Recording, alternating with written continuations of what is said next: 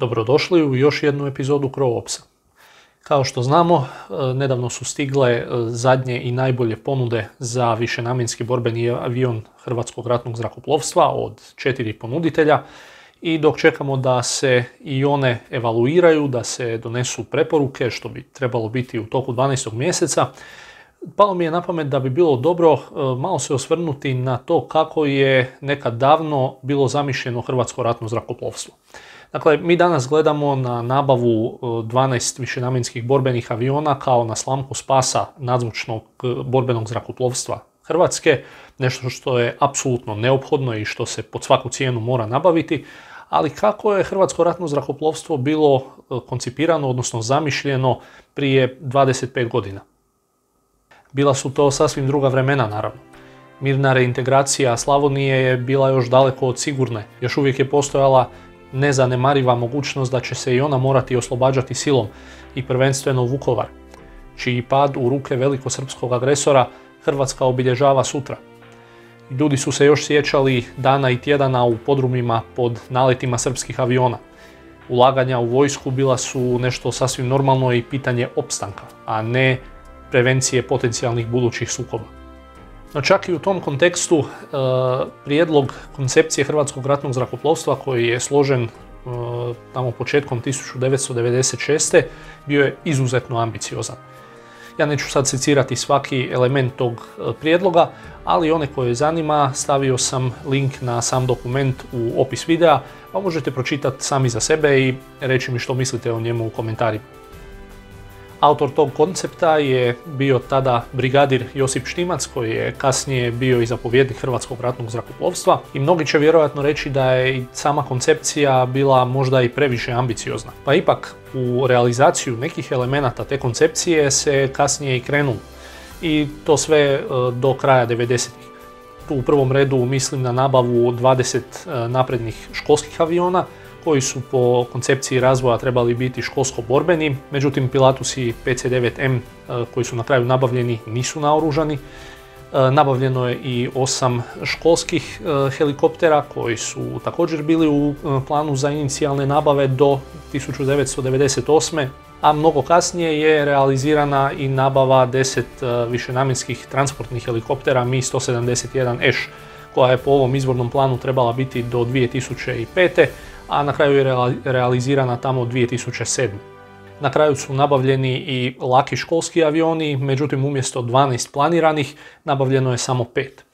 Zato jer kad se do te točke nabave zlinova došlo, broj kandidata za vojne pilote je već značajno opadao, debelo ispod onoga što bi bilo potrebno za održavanje sile koja bi bila formirana da je došlo do realizacije ovog prijedloga koncepcije Hrvatskog ratnog zrakoplovstva. Zato je i 20 Pilatusa bio zaista velik broj s obzirom na broj kadeta koji su se u stvarnosti na kraju školovali i školuju se, ali pokazuje se koliko je u samom početku barem se ozbiljno pristupilo ideji širenja i jačanja Hrvatskog ratnog zrakoplovstva. Ono gdje se stvarnost počela razilaziti od koncepcije je pitanje lovačkog zrakoplovstva. Naime, da se ova koncepcija doslovno provela, najstarija eskadrila hrvatskih višenamjenskih borbenih aviona bi sada negdje slavila 20 godina operativne službe. Kažem najstarija jer ne bi bila jedina. Ovaj ambiciozan plan predviđao je čak 3 eskadrile višenamjenskih borbenih aviona i to u svakoj eskadrili 20 lovaca, dakle nešto što je za sadašnje pojmove za Hrvatsku doista nezamislivo. I to je već smanjeno tamo krajem 90-ih kad se odlučilo da se ne ide odmah na nabavu višenamjenskih borbenih aviona, nego se krenulo na modernizaciju MIG-ova 21. Trebali su se modernizirati 2 eskadrile u suradnji s Izraelom, što bi avione dovelo na, barem što se tiče avionike, na razinu 4. generacije i u krajnjoj liniji, osim što bi im značajno povećalo borbene sposobnosti, bi pilotima bitno olakšalo tranziciju na višenamjenski borbeni avion koji bi onda bio nabavljen u jednom trenutku u budućnosti. Međutim, došla je 2000. došle su promjene u Hrvatskoj i to je otkazano, te je umjesto 2 eskadrile moderniziranih MIG-ova 21 na samo remont u Rumunjsku poslana jedna jedina. Trebala je biti poslana i druga, ali nije. I tako je Hrvatska pristala biti na samo jednoj eskadrili borbenih aviona. jednoj eskadrili koju nominalno čini 12 aviona, što je broj koji se nabavlja u trenutnom natječaju za višenamjenski borbeni avion. No, ova koncepcija razvoja HRZ-a je predviđala da će svaka lovačka eskadrila imati 20 borbenih aviona. Također je bilo predviđeno i da se zadrže sposobnosti borbenih helikoptera, odnosno nabava 18 komada je bila predviđena u kasnijem periodu, a svi su trebali biti nabavljeni do 2005. Razina ambicije je bila tolika da se čak razmatralo i uvođenje sposobnosti dopune gorivom u zraku. Glavno je pitanje koje bi bile borbene sposobnosti ovako koncipiranog i ustrojenog zrakoplovstva.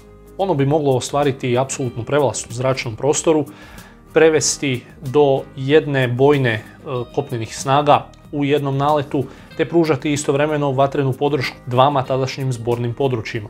Još jedna važna stavka i sposobnost koja je u ovom konceptu je i protupodmornička borba, odnosno predviđeno je i 6 protupodmorničkih helikoptera koji bi bili od zaista izuzetne važnosti i nabava takvih letjelica je nešto za što se ja osobno zalažem, posebno s obzirom na nabavu helikoptera Black Hawk, te iz toga proizlazi nekakvo logično rješenje da bi se uz njih moglo nabaviti u jednom trenutku i protupodmorničke helikoptere Seahawk, što je mornarička verzija Black Hawka namijenjena upravo protupodmorničkoj borbi.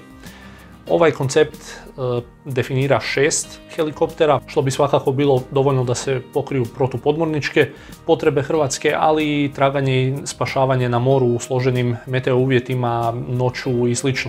A sad prije nego nastavimo na predviđeno i zahtjevano brojno stanje i realističnost ovakve koncepcije, kratko ću vas samo pozvati da se pretplatite na kanal ako još niste, dijelite i lajkajte video te komentirajte. Na sve te načine podržavate moj rad, a ako ste u prilici možete me i izravno poduprijeti putem Patreona i Paypala, za što sam linkove također stavio u opis videa. Ovako veliko zrakoplovstvo koje je imalo predviđenih ukupno 166 letjelica, odnosno zrakoplova, bi zahtijevalo i velike ljudske kapacitete. Optimalno se tražilo 500 pilota u aktivnoj službi i sveukupno oko 7600 pripadnika ratnog zrakoplovstva, što je mnogostruko više od stvarnog trenutnog stanja ljudstva u hrvatskom ratnom zrakoplovstvu. Kao što sam ranije rekao, nekima će se ovaj plan činiti možda preambiciozan, u nekim segmentima čini se i meni, posebno u strukturi lovačke eskadrile, dakle 20 borbenih aviona u lovačkoj eskadrili, ako govorimo o samo jednoj, definitivno bi se s tim složio. Međutim, ako na raspolaganju imamo 3 eskadrile, vjerujem da bi i manji broj aviona mogao zadovoljiti potrebe od 12 do 16. Ne ulazeći naravno u nekakve detaljnije analize kako bi to utjecalo na sposobnosti provođenja operacija u konceptu koji je zamišljen 96. Dakle, danas imamo ipak značajno drugačije i stanje i situaciju u hrvatskom susjedstvu, u krajnjoj liniji i ustroj hrvatske vojske. Ipak, ambicioznost nije nešto loše. To je itekako dobro, itekako pozitivno i posebno u obrambenom planiranju i razvoju oružanih snaga, a posebno u tako složenim granama kako je ratno zrakoplovstvo, gdje se mora itekako unaprijed planirati i pripremati te raspolagati s dovoljnim brojem stručnog osoblja, obrazovanog osoblja itd. Ambicioznost je nešto što je preduvjet da bi mogli dobiti ono što vam treba. Čak i da se prilike u obrambenom sektoru i nisu onako drastično promijenile kao što se jesu 2000. Pitanje je dakle u kojem opsegu bi došlo do realizacije ovog plana. Vidjeli smo dakle da se i prije tih promjena išlo na modernizaciju 2 eskadrile MiG-ova 21 umjesto na nabavu prve od 3 eskadrile višenamjenskih borbenih aviona. Dakle, tu već vidimo što je tadašnja vlast promatrala kao provedivo ili priuštivo u odnosu na ovaj koncept kakav je zamišljen inicijalno. Naša najbolja nada sad je da držimo fige i nadamo se da će Vlada i Ministarstvo obrane napokon ovaj put uspjeti provesti nabavu borbenih aviona bez problema i da će za koju godinu hrvatsko nebo čuvati novi višenamjenski borbeni avion. Zanima me što vi mislite o ovome. Koliko bi bilo realno da je bilo političke volje da se ova koncepcija izvrši u potpunosti ili većim dijelom, da li je to nešto što bi prenapregnulo Hrvatsku i njenu ekonomiju ili mislite da bi to mogli izdržati?